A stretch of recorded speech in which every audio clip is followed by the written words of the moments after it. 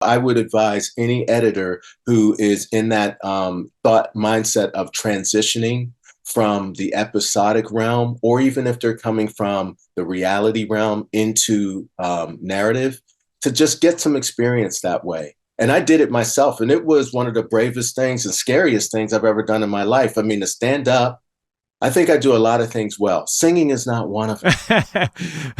And our acting coach would make us go up and you'd have to sing in front of 50 people and not be flailing around.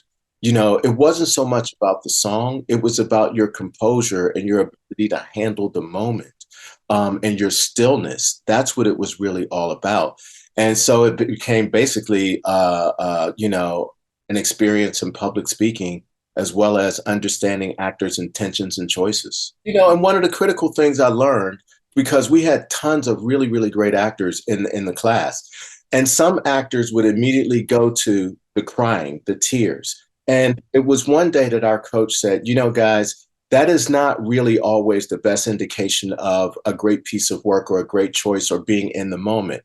We need to just feel that you would cry. We don't have to necessarily see the tears. We don't necessarily have to see you take your clothes off. We just have to believe that you would do that if it's that kind of scene. So it's all about the buildup and the idea of the intention behind it rather than, you know, because I've worked with a lot of actors who could cry on cue. And that doesn't mean necessarily it's the best for that moment. You want to save that to as you build to a particular moment in the scene. And I've had actors who are crying way too early in the scene and it's not earned.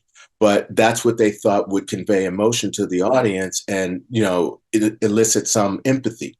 But I've learned since then, it's really all about so that thing where, you know, like George Clooney, I think it was him who once said, you know, you don't want anyone to see you cry in real life. You want to be able to see that person fighting it and struggling it and holding it back. That is the better choice sometimes to make. And lately I've been working on such prestige material that it's wonderful to just see the actors make their choices and evolve through the scene, almost as though they're emotional edits in a way, because there's a transformation going and, you know, you don't really have to do as much cutting. It's just joyous to see these actors unfold and do their thing.